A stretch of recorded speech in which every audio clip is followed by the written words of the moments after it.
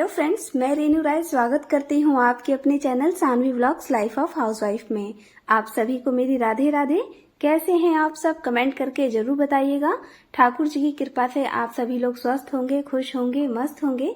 तो फ्रेंड्स, आज के इस व्लॉग में हम जानेंगे कि जन्माष्टमी के दिन ठाकुर जी की पूजा कैसे करें, पूजा का शुभ मुहूर्त, विधि, नियम और इसके साथ साथ ठाकुर जी का जन्म कैसे करवाएं और फिर हम नित्य प्रति ठाकुर जी की सेवा करें, इस के बारे में ये ब्लॉग है।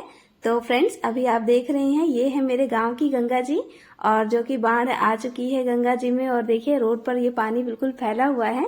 तो चलिए फ्रेंड्स, शुरुआत करते हैं आज के ब्लॉग की। तो व्लॉग शुरू करने से पहले मेरी एक रिक्वेस्ट है कि अगर मेरा वीडियो आपको पसंद आए तो प्लीज मेरे चैनल को सब्सक्राइब करके वीडियो को लाइक कर दीजिएगा और बेल आइकन को प्रेस कर दीजिएगा, ताकि मेरे किसी भी वीडियो की नोटिफिकेशन आप तक सबसे पहले पहुंच सके। तो फ्रेंड्स, कोई भी पूजा शुरू करने से पहले सबसे पहला काम जो होता है वो नहा धो के अपना साफ सुथरा कपड़े पहन लीजिए और अपनी मांग में सिंदूर और माथे पे बिंदी जरूर लगा ले। तो फ्रेंड्स, अभी मैं अपने सारे बर्तन वगैरह धो धा के पूरे मंदिर की साफ सफाई कर दूंगी।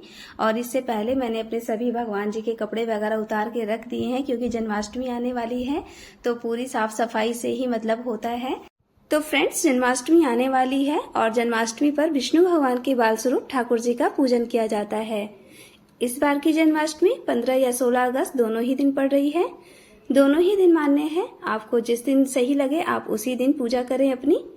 तो फ्रेंड्स, चलिए जन्माष्टमी के दिन कैसे पूजा करनी है मैं आपको करके दिखाती हूँ। तो पहले आपको अपना आसन बिछा लेना है और उसके बाद आप भगवान जी को हाथ जोड़ के सबसे पहले प्रणाम कीजिए। तो फ्रेंड्स, ये सब करने के बाद मैं सर्वप्रथम भगवान विष्णु को भगवान सूर्य नारायण भगवान को जल चढ़ाती हूँ। और ये है देखिए मेरे ठाकुर जी की टोकरी, जिसमें मैं सभी कपड़े ठाकुर जी के ठंडी या गर्मी सब इसी में रखती हूँ। और ये मैंने पिछले साल नहीं, मतलब 2 साल 3 साल हो ही गया होगा, इसको मैंने 70 रुपए में शायद खरीदा था और तब से लेकर ये अभी तक चल रही है। और इसी में जब गंगा जी भी ले जाना होता है तो मेरे ठाकुर जी को मैं इसी में ही भेजती हूँ गंगा जी नहलाने के लिए। तो फ्रेंड्स देखिए, मैंने अपने ठाकुर जी के लिए कपड़े वगैरह निकाल लिए हैं। तो अभी मैं तैयारी कर रही हूँ सूर्य नारायण भगवान को जल चढ़ाने के लिए और साथ साथ आंवला भगवान को। तो फ्रेंड्स, यहाँ पे गंगा जल मैं ले लेती हूँ, क्योंकि मैं पहले अपने लोटे में गंगा जल डालती हूँ, उसके बाद ही दूसरा जल मिलाती हूँ। तो रोली और लाल चंदन मिला के मैं सूर्य नारायण भगवान के लिए अपने जल का लोटा तैयार कर लूंगी।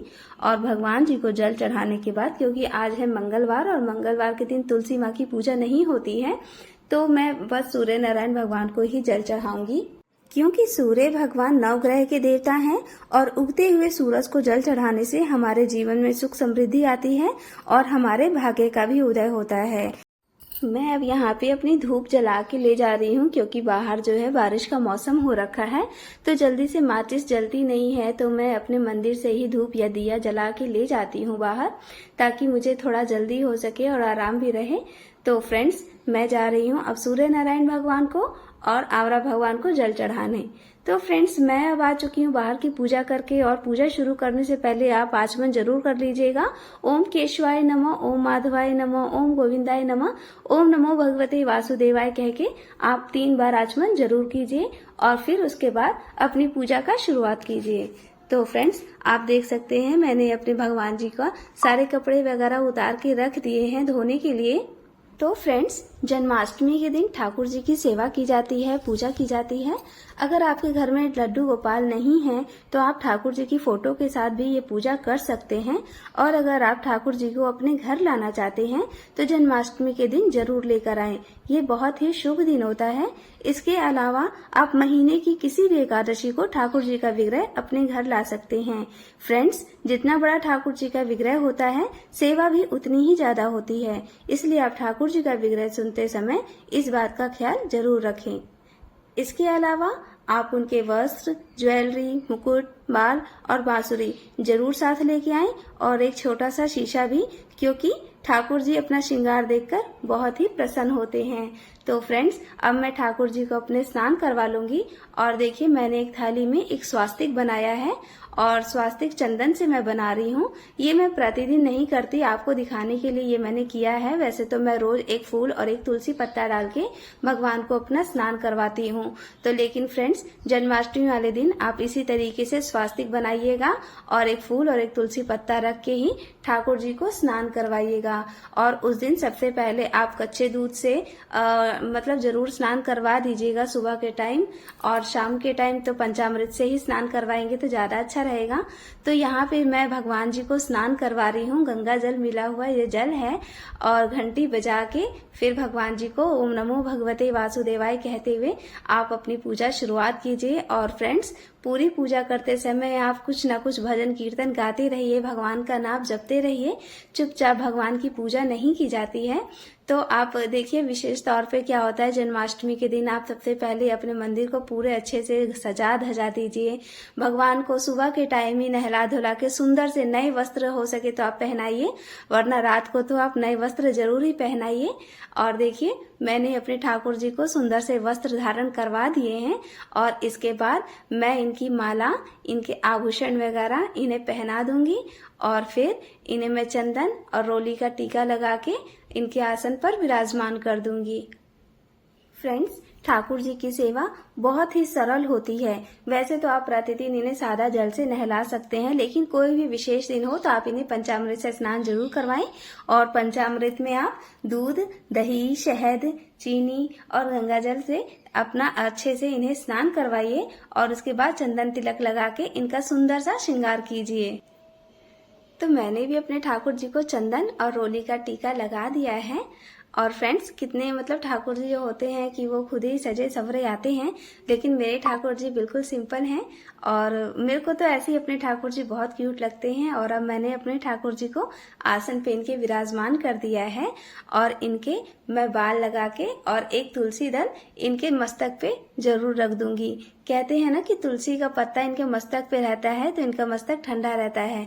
तो आप इसी तरीके से बालों के ऊपर जरूर एक तुलसी दल रखिए और फिर इन्हें मुकुट पहनाइए। और इन्हें फ्रेंड्स, इत्र की सेवा जरूर दीजिए। ठाकुर जी को इत्र की सेवा देना बहुत ही शुभ होता है, अच्छा होता है।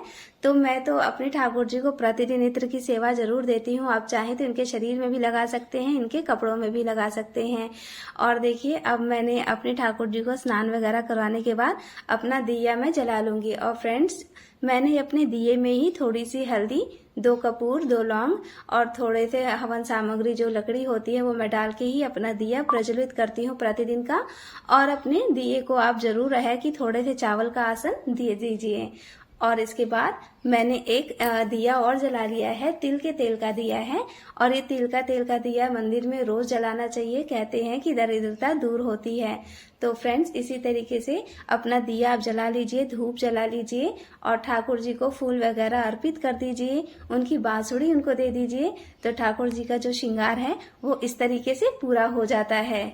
जन्माष्टमी वाले दिन ठाकुर जी की जन्म कैसे हम करवा सकते हैं, तो फ्रेंड्स, इसका वीडियो तो मैंने नहीं बनाया है, लेकिन मैं आपको बता देती हूँ कि आप टोकरी एक अच्छी सी ले लीजिए। बांस की टोकरी मिल जाती है 10-15 रुपए की, और आप उसे पूरा फूलों से मतलब भर दीजिए। और फिर उसको क्या कीजिए कि उसमें ठाकुर जी को बिना कपड़ों के ही, बिना आभूषणों के उसमें सुला दीजिए। और इसके साथ साथ आप एक खीरा भी उनके साथ रख दीजिए और पूरे ठाकुर जी को और खीरे को फूलों से ढक दीजिए। तो फ्रेंड्स, जब संध्या आरती आप कर लेते हैं तो कोशिश कीजिए कि उसके बाद आप फलाहार वगैरह ना करें और रात के 12 बजे आप नहा धो के सुंदर से वस्त्र पहन के फिर ठाकुर जी को घंटी वगैरह बजा के जगाइए।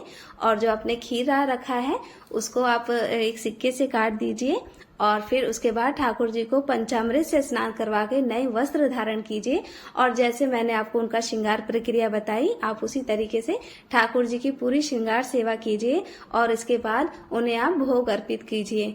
तो फ्रेंड्स, जन्माष्टमी के दिन का जो भोग होता है आप विशेष रूप से तैयार कीजिए।